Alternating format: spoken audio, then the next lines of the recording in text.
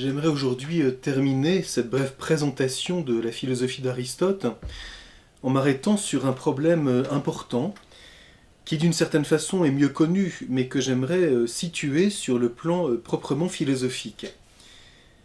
On sait combien on a présenté Aristote d'une façon très fréquente comme celui qui est avant tout le père de la logique. Et l'on connaît cette façon un peu schématique de présenter les choses quand on dit que Platon c'est le philosophe spirituel, le philosophe de la contemplation, celui qui parle de l'amour, et puis Aristote est avant tout le logicien, celui qui s'intéresse à l'aspect rationnel de la connaissance humaine, à la science, etc. Évidemment, cette vision est tout à fait schématique et elle est erronée. On sait, je l'ai souligné, combien Aristote insiste en éthique sur l'amitié et la contemplation, en métaphysique sur l'importance de la découverte de la forme distincte de l'être, etc., sur la finalité, sur l'importance de la découverte de Dieu. Je ne reviens pas sur tout ce que j'ai brièvement présenté. Bien sûr, il y a une raison à ce fait que on a longtemps réduit Aristote à la vision logique. C'est que on a connu pendant très longtemps, quasi exclusivement, les grands textes d'Aristote de logique, ce qu'on a appelé, ce qu'on a regroupé sous le terme organon, c'est-à-dire cette vision de l'instrument de la pensée philosophique, qui, comme on va le voir dans un instant, comporte un mode rationnel, et sur son exposition, notamment à travers le langage, le fait de communiquer notre pensée dans le dire, qui va comporter un art du dire, qui n'est pas seulement la rhétorique, celle-ci est pour le vraisemblable, mais la logique pour que nous puissions nous exprimer d'une façon précise, rigoureuse, et si possible adéquate, c'est-à-dire qui tende à la vérité. Donc c'est un fait qu'on a connu pendant très longtemps les textes d'Aristote, principalement les textes de logique, et puis aussi rappelons, c'est important, que ce passage, le passage de la Grèce à Rome, du monde grec intelligent au monde latin qui est avant tout juridique et logique, a comporté notamment chez Cicéron, puis chez Boès plus tard, une façon de s'intéresser exclusivement, ou principalement, disons, à la manière dont Aristote s'intéresse à la logique. Et donc ce problème, y compris avec le problème de traduction, où certains termes d'Aristote, dès qu'on passe du grec au latin, on est devant une espèce de réduction de la richesse de la signification qu'on trouve dans la langue, exprimée par la langue grecque. Je laisse de côté ces problèmes d'ordre plutôt historique pour m'intéresser à une raison plus profonde. Pourquoi Aristote a-t-il développé cette manière d'exposer la manière dont nous connaissons la réalité existante?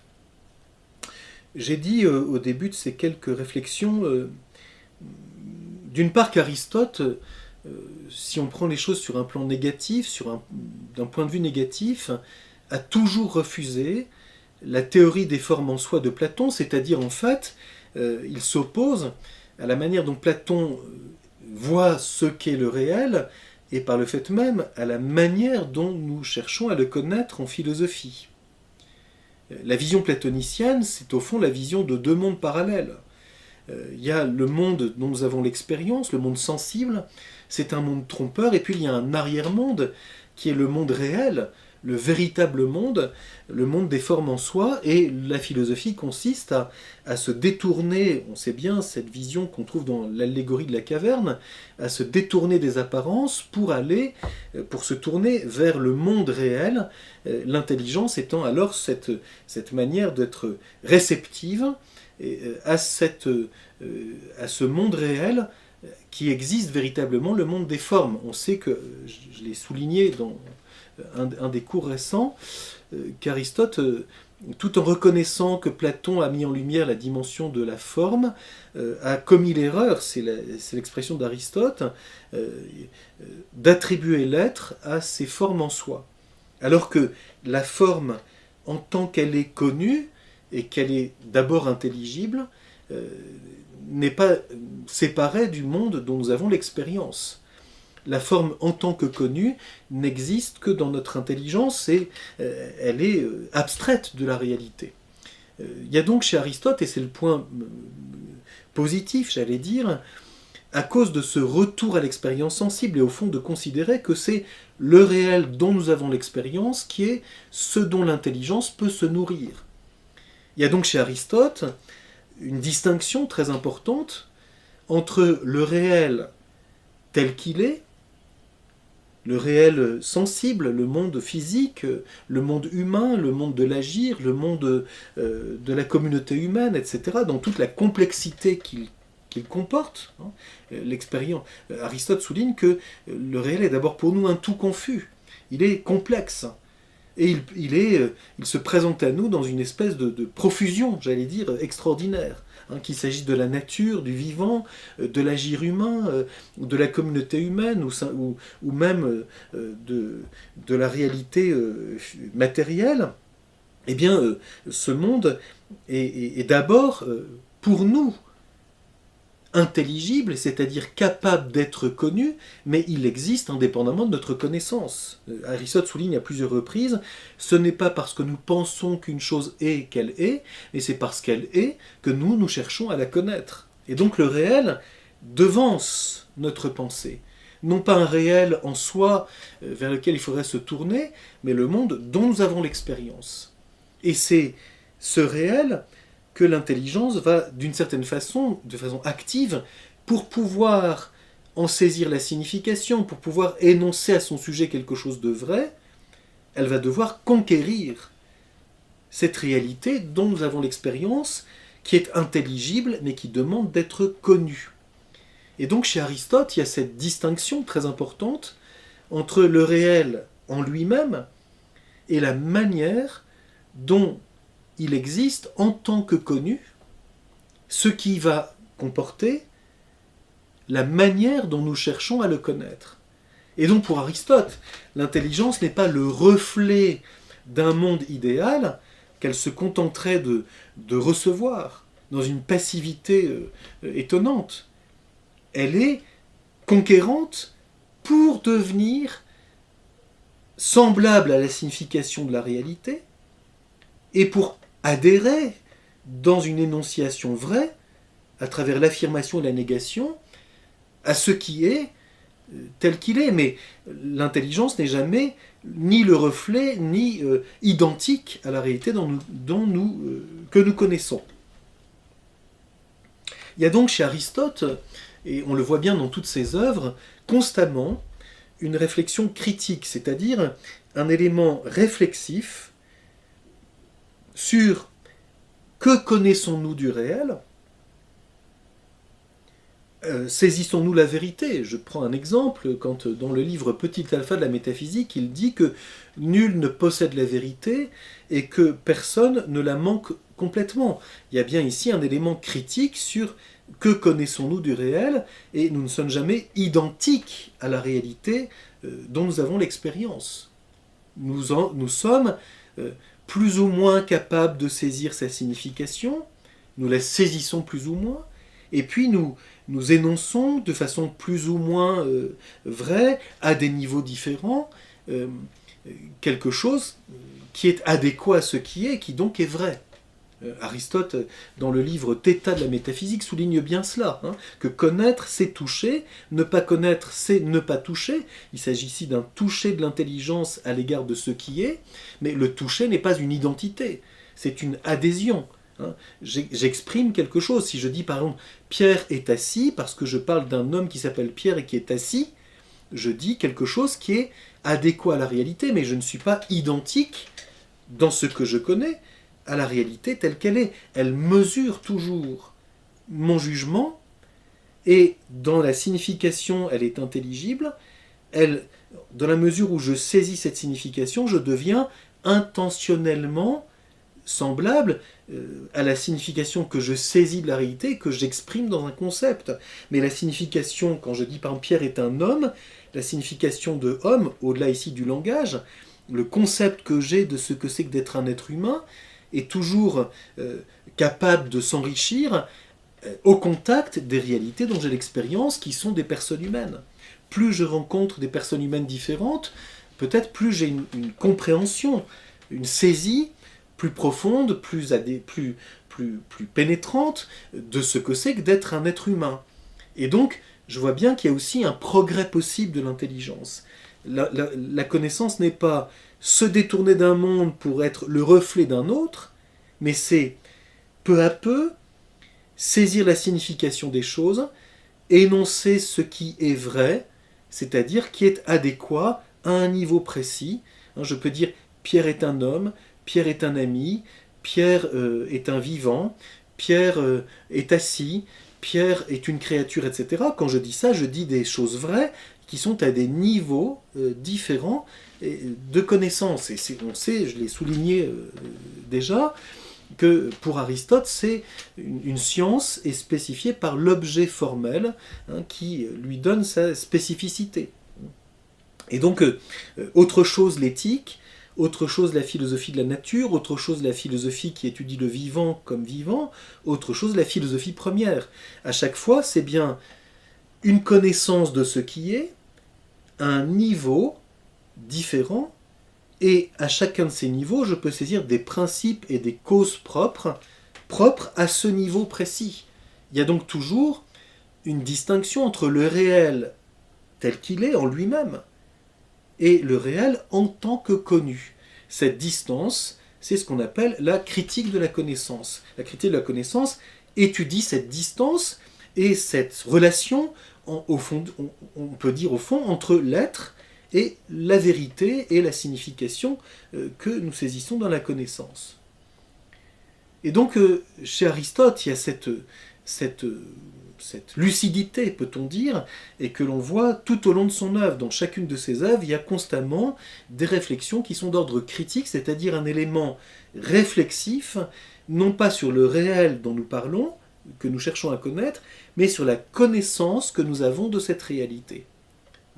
Et c'est grâce à cette distinction qu'on peut ensuite réfléchir, et c'est le rôle de la logique, à la fois de préciser la manière dont nous connaissons le réel, et comment nous pouvons aussi, par un certain art, être attentifs à la manière dont nous cheminons dans la connaissance, avec rigueur, avec précision, avec cohérence, etc. On va voir ça dans un instant. Et d'autre part, la manière dont nous exposons, dont nous communiquons notre pensée à travers le dire. La logique a évidemment un rôle important dans la façon dont nous exprimons notre pensée par le dire, puisqu'il s'agit que notre pensée ne soit pas seulement transmise avec beaucoup d'art rhétorique, mais si possible qu'elle soit précise, que notre discours soit précis et que nous puissions nous faire comprendre à autrui, ou d'autrui, comme d'ailleurs nous puissions comprendre ce qui est dit par quelqu'un, pour que nous puissions avoir accès à la pensée qui est la sienne, et donc par là rejoindre quelque chose du réel qu'il a connu et qu'il nous communique. Il y a donc chez Aristote, et c'est très important à bien saisir, cette lucidité sur la différence entre la réalité telle qu'elle est et la réalité en tant que connue, ce qui implique, ce que je viens d'exprimer, la manière dont elle est connue de nous, ce qui comporte donc pour Aristote à la fois deux choses. Elle est connue de nous et donc nous dépendons d'elle dans l'expérience. Et d'autre part, il y a ce désir naturel, cette vitalité de l'intelligence qui conquiert la signification, qui conquiert la vérité, qui cherche à saisir les principes et les causes propres de la réalité au niveau de ce qui est mu, de ce qui se meut, de ce qui est. Et donc il y a bien cette rencontre entre le fait que le réel mesure notre connaissance et que notre connaissance a une autonomie et une vitalité, non pas pour penser une forme parallèle à la réalité, mais pour conquérir dans le réel dont nous avons l'expérience quelque chose d'intelligible et énoncer quelque chose de vrai. Et donc Aristote va, dans l'organon, dans cet ensemble d'œuvres qui constituent ces traités de logique et qu'on regroupe sous le mot organon, c'est-à-dire instrument de la pensée philosophique et de son exposition dans le langage. Il y a donc chez Aristote un ensemble d'œuvres qui vont essayer de préciser, qui vont être en tout cas relatives à ces manières différentes dont nous saisissons et dont nous connaissons le réel. Il y a d'abord chez lui donc tout un aspect qui est lié à ce qu'on appelle la logique de l'universel. Nous saisissons intellectuellement la réalité dont nous avons l'expérience selon un mode universel qui concerne la signification des choses. Le passage de la réalité singulière à la signification universelle, ce qui comporte une abstraction. Et donc, tout ce qu'on a appelé plus tard l'universel des prédicables, mais Aristote souligne bien, notamment dans le livre Zeta de la métaphysique, que la saisie de la quiddité, qui est l'objet de la définition, comporte l'universel, et que c'est bien par ces relations entre les réalités singulières, en voyant ce qu'elles ont de commun, ce que nous saisissons à partir de beaucoup de réalités, et puisque nous attribuons d'une façon univoque à des réalités multiples, l'universel est quelque chose d'un. Si je dis Pierre, Jacques et Jean sont hommes, j'ai saisi homme à partir de ces réalités, c'est bien du réel dont je me nourris, et par ce procédé qui fait que je vois ce qu'il y a de commun et ce qui différencie ces réalités, je saisis en elles et à partir d'elles quelque chose d'un. Et c'est pourquoi je peux attribuer à ces réalités, Pierre, Jacques et Jean, le fait d'être homme d'une façon universelle, d'un universel univoque. Je vais y revenir dans un instant, mais cette logique de l'universel qui est liée au fond à cette opération de l'intelligence qui consiste à saisir la signification simple des réalités, ce qu'Aristote appelle l'hypolepsis, c'est la première dimension de la logique. Je vais revenir dans un instant sur les œuvres de l'organon qui sont relatives à tout cela. Le deuxième aspect de la logique d'Aristote, c'est la logique de l'attribution, ce qui est relatif à ce qu'on appelle le jugement.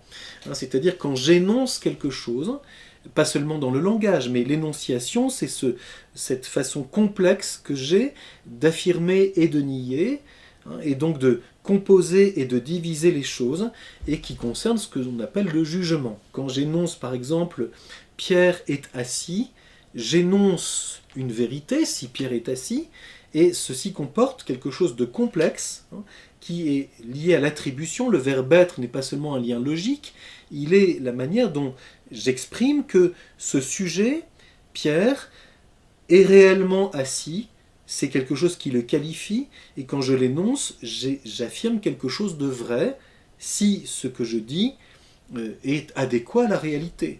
Et pour le renforcer, je peux aussi nier l'affirmation et la négation. Pierre est assis, il n'est pas debout. Ou bien, Pierre est assis dans la pièce, il n'est pas avec toi.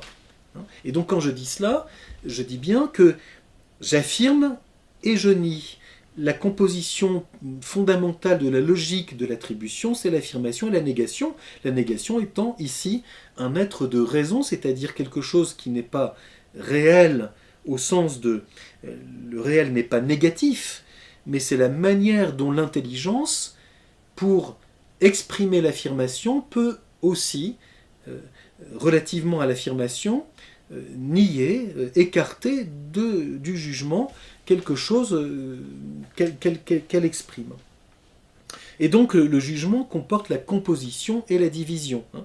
Pierre est assis, je compose le fait de Pierre et du fait d'être assis, et la division, il n'est pas debout dans la pièce d'à côté, il est bien ici, je te le passe au téléphone, quand je dis cela, j'écarte, il n'est pas dans tel endroit, je divise Pierre et le fait d'être ailleurs. Donc je vois bien que le jugement est aussi quelque chose de complexe. Et la logique de l'attribution, c'est très important à comprendre, puisque ceci est relatif au fait que l'intelligence est bien à l'école de la réalité existante. La logique de l'attribution est inséparable du jugement, qui est le jugement fondamental de l'intelligence, à savoir le jugement sur ce qui est. Et puis, dans notre connaissance, nous pouvons progresser d'une façon tout à fait, avec des aspects différents, en raisonnant, c'est-à-dire en passant d'une chose à une autre par des raisonnements successifs. Donc, soit le raisonnement inductif, qui consiste à passer de l'expérience à la découverte des principes, ou le raisonnement déductif, dont le plus connu est le raisonnement déductif en matière nécessaire, ce qu'on appelle le syllogisme, ou le raisonnement scientifique. Quand je fais cela, quand je raisonne, je passe d'une chose à une autre, d'une affirmation à une autre, d'un jugement à un autre, par une façon de progresser, qui est typique de la connaissance rationnelle. Le raisonnement est donc quelque chose qui relève de la croissance de la connaissance. Nous raisonnons de façon constante pour beaucoup d'aspects. Et donc on voit bien que la logique chez Aristote est relative à ces trois aspects que je viens d'évoquer brièvement, ces trois opérations, on pourrait dire, ces trois activités intellectuelles de l'homme cherchant à connaître le réel: saisir la signification, ce qui comporte le passage du singulier à l'universel. Donc la signification comporte une abstraction. Je passe de l'image, de la représentation, à la signification des choses. Et quand je fais cela, il y a un procédé de la connaissance que l'on appelle l'abstraction. Je laisse tomber des quantités d'aspects pour saisir quelque chose qui nourrit l'assimilation, l'appréhension des termes simples de la réalité. Ensuite, il y a ce jugement, c'est l'affirmation de ce qui est à des niveaux très différents. J'énonce quelque chose, et donc le jugement qui va comporter l'affirmation et la négation, la composition et la division. Et puis le raisonnement, qui est du côté de la croissance, passer d'une affirmation à une autre grâce à un terme commun, qui va, ce qu'on appelle le moyen terme du raisonnement, et qui va nous permettre de grandir, de croître dans la connaissance de la réalité.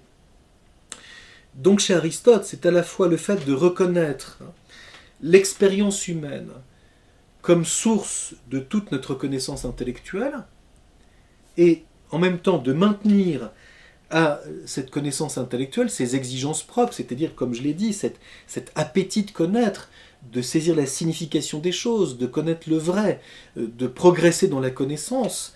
Et c'est ça qui fait qu'il y a chez Aristote la nécessité d'élaborer un organon, une logique, c'est-à-dire un instrument de la connaissance humaine, qui va s'expliciter dans diverses œuvres. Alors, je voudrais maintenant, très brièvement, rappeler les quelques œuvres qui composent l'organon d'Aristote, c'est-à-dire cet instrument de la pensée philosophique. Donc la philosophie pour Aristote n'est pas la logique n'est pas la philosophie. La logique, c'est un instrument du mode de connaissance que nous avons comme être humain du réel dont nous avons l'expérience. L'intelligence humaine, parce qu'elle se nourrit du réel sensible, a un mode de connaissance elle conquiert son bien dans la réalité dont j'ai l'expérience, dont nous avons l'expérience, et elle le fait selon un mode de connaissance qui lui est propre. Et donc, comprendre et exposer ce mode appartient à cet organon, à cette logique, cet instrument. Il s'agit de ne pas confondre la philosophie et la logique. Ceci est très important, parce qu'on sait combien historiquement, dans la suite, il y aura un moment cette confusion entre la logique et la philosophie.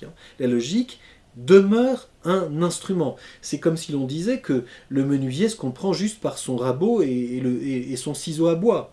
L'instrument est utile pour son art, mais ce n'est pas l'instrument qui fait l'art du menuisier. Le philosophe cherche la vérité, et parce qu'il connaît et tente être humain la réalité de telle manière, il est attentif à la manière dont il connaît. Mais ce n'est pas la manière dont il connaît qui détermine la réalité qu'il cherche à connaître.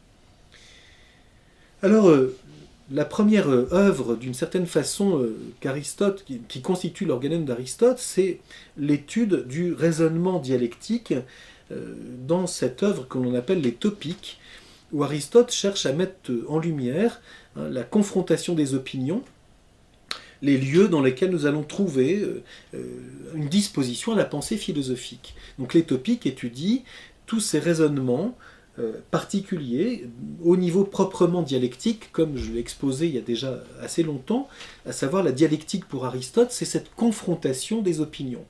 Et sur un sujet donné, sur une question que nous avons, les opinions en présence nous amènent finalement à des lieux, topiques, c'est ça que ça veut dire, à des lieux communs, à des manières d'aborder un problème, et comprendre la manière dont tout cela doit se présenter, dont les choses doivent être confrontées pour que ce soit fructueux, voilà une manière dont la logique s'intéresse à la question, et dans cette œuvre que l'on appelle les Topiques.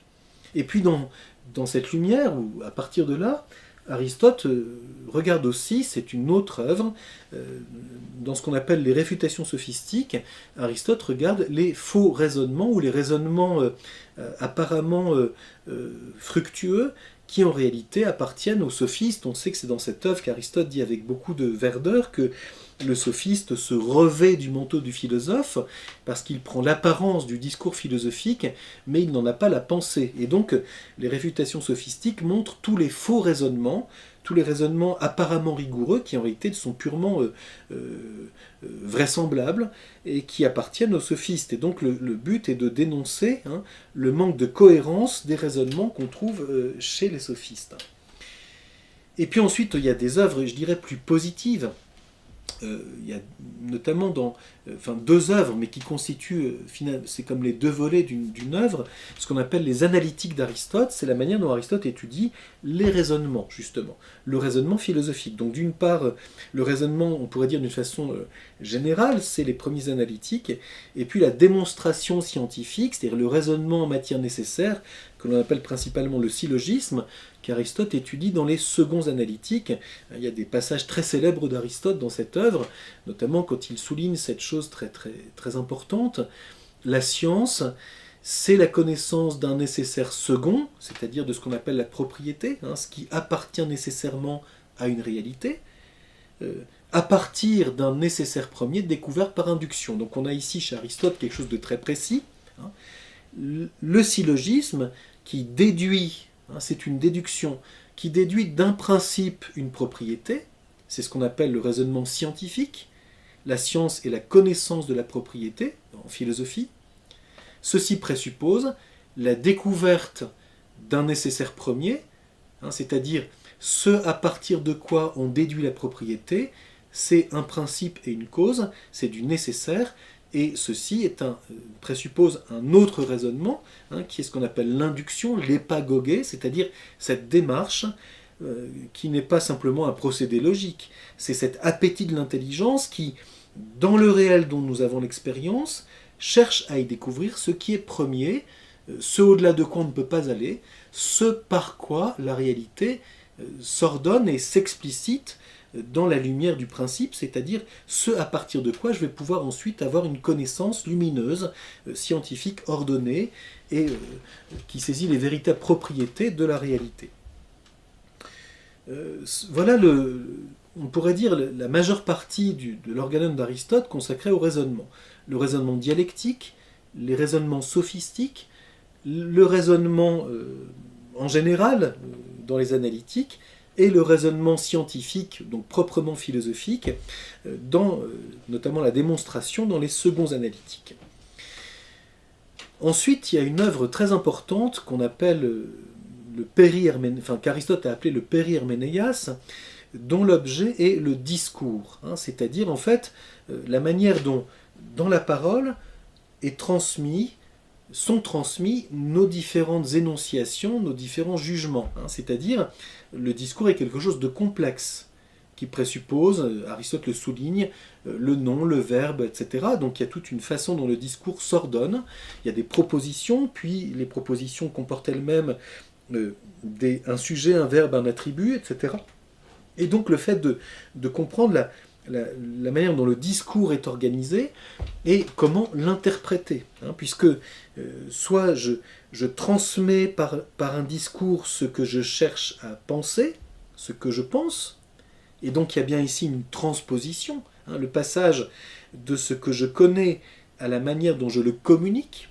Et puis si j'écoute un discours, une parole qui m'est transmise, de ce qui m'est dit, comment puis-je accéder à l'interprétation, c'est-à-dire à saisir la signification et la vérité de ce qui m'est dit dans ce discours. Et donc le périherménéias, qui est très important pour comprendre ce qu'on appelle l'interprétation du discours, le passage de la parole à la pensée, et comment la pensée est relative elle-même à la réalité. Et bien sûr, c'est dans ce traité du périherménéias, de l'interprétation, qu'Aristote étudie principalement la complexité de l'affirmation et de la négation dans le jugement. Et puis, précisément, puisque nos énonciations comportent des éléments simples, le nom traduit des choses qui ont une signification simple. Il y a encore une œuvre très importante dans la logique d'Aristote, dans son organon, c'est-à-dire la manière dont nous saisissons les significations simples, les éléments qui sont présents dans le jugement. Le jugement est quelque chose de complexe et il a des éléments simples qui comportent une signification. Le nom, les mots transmettent une signification et ils sont simples. Ce n'est ni vrai ni faux, ça comporte une signification. Et comment comprendre la complexité des niveaux de signification, c'est ce qu'Aristote appelle, étudie dans les catégories. Les catégories, je l'ai déjà souligné, c'est les attributions. Mais les attributions, par exemple, quand je dis Pierre est assis, Pierre est un homme, Pierre est né à telle date, etc. Je dis quelque chose qui a des significations précises, le temps, le lieu, la qualité, la quantité, la relation, etc. Et ceux-ci sont des éléments simples du discours. Et donc Aristote regarde dans les catégories, les 10 catégories relatives au sujet auquel je vais pouvoir les attribuer, ce qu'il appelle la substance première. Eh bien, quand je fais cela, j'essaye de saisir les différents lieux ou niveaux de signification.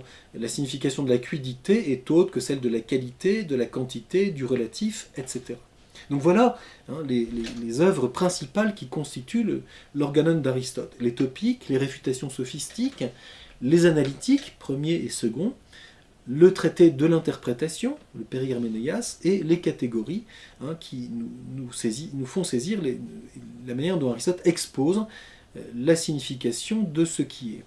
Et donc on voit bien qu'il y a bien des choses qui concernent le raisonnement, le jugement et l'appréhension de la signification. Alors j'aimerais maintenant terminer ces quelques remarques par trois précisions pour conclure. Comme je l'ai déjà évoqué, c'est important, la logique, chez Aristote, n'est qu'un instrument. Elle n'est pas la philosophie, c'est un instrument au service de la rigueur de notre pensée et de sa communication. Donc, qu'est-ce que l'universel? La manière dont nous connaissons une réalité singulière en abstrayant la signification pour passer du singulier à l'universel. Qu'est-ce que l'affirmation et la négation? Qu'est-ce que la cohérence de nos raisonnements? Et donc cette distinction repose sur le fait, et ceci demanderait d'autres développements, sur le fait que l'intelligence humaine, le nous, comporte un mode rationnel, logismos.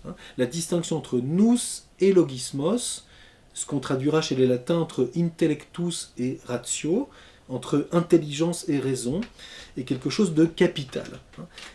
La raison, c'est ce mode de l'intelligence humaine qui, parce qu'elle dépend du sensible, doit abstraire, doit affirmer et nier, doit raisonner pour connaître, et donc elle a un processus de la connaissance sur lequel repose le fait qu'il y ait à la fois une connaissance de ce processus et un art de le pratiquer. Et donc la logique est à la fois cette connaissance du mode rationnel de la connaissance humaine et cet art de pratiquer la connaissance dans l'abstraction, dans l'affirmation et la négation, dans le raisonnement, de sorte que notre pensée soit à la fois cohérente, rigoureuse et vraie, et que nous puissions exprimer de la meilleure façon possible ce que nous cherchons à connaître. Le deuxième aspect très important à souligner, pour conclure, c'est que la logique, quand il s'agit de la signification, va se focaliser sur la quiddité. Que le jugement va mettre en lumière le fait que l'énonciation présuppose toujours le rapport à ce qui est. Aristote souligne que tout jugement est relatif au jugement qui est relatif à ce qui est, ce qu'il appelle l'axiome de non-contradiction. L'axiome de non-contradiction, c'est bien quelque chose qui relève de la théorie de la connaissance, c'est une loi fondamentale de la connaissance humaine dans le jugement. On ne peut pas affirmer et nier en même temps et sous le même rapport qu'une réalité est et n'est pas. Et donc quand on dit cela, on dit une loi fondamentale qui repose sur un axiome qui repose sur ce fait que l'intelligence, dans tout jugement, est à l'école de ce qui est. Et donc quand on veut dire cela, on va bien distinguer le fait que autre chose, définir la signification, autre chose, affirmer une vérité, qui va pouvoir se trouver à des niveaux différents, jusque dans un jugement qui se situe sur le plan de la philosophie première, et alors à ce moment-là, on arrivera à ce qu'Aristote a développé, qui demanderait beaucoup de précision ici, cette connaissance analogique de ce qui est, à travers ses principes et ses causes propres, à la fois connaissance de ce qui est bon.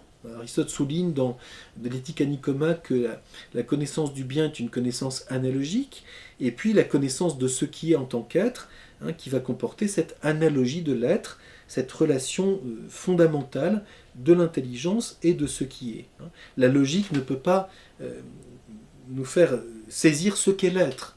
Il y a donc à la fois un mode rationnel de la connaissance humaine et puis ce toucher de l'intelligence qui va dépasser ce mode proprement rationnel pour entrer dans cette connaissance analogique de ce qui est. Et puis, dernière remarque, il y a une logique qui sera différente dès l'instant où on méconnaîtra cette dépendance de l'intelligence à l'égard de ce qui est. Je pense notamment ici, mais nous y reviendrons l'année prochaine, le nominalisme en particulier sera cette vision qu'on retrouvera jusque chez Kant, etc., qui va consister à dire que nous n'avons jamais accès au réel et qu'il y a simplement un discours parallèle au réel qui demande d'être cohérent, de ce qu'on appelle la logique de la proposition. Est-ce que la supposition, est-ce qu'une chose peut supporter une autre, etc. Donc, est-ce que cette attribution, cette proposition est possible? Et puis, dans ce nominalisme, on va donc regarder la possibilité d'une proposition sans tellement se demander si nous pouvons connaître le réel. Il est même, en réalité, inaccessible. Et donc, la logique d'Aristote est inséparable de ce réalisme de l'intelligence qui, dans le jugement, cherche à connaître ce qui est et adhère à ce qui est, même si elle en saisit la signification et qu'elle progresse par des raisonnements, il y a toujours ce point de contact, ce réalisme de l'intelligence capable de ce qui est. Alors, la fois prochaine, j'aimerais conclure l'ensemble de ce grand parcours que nous avons fait cette année, et puis ensuite nous recommencerons au mois de septembre cette recherche de la vérité en poursuivant cet itinéraire à l'école de l'histoire de la philosophie, c'est-à-dire dans cette rencontre avec les philosophes dans leur quête personnelle et dans cette coopération qu'est la recherche de la vérité.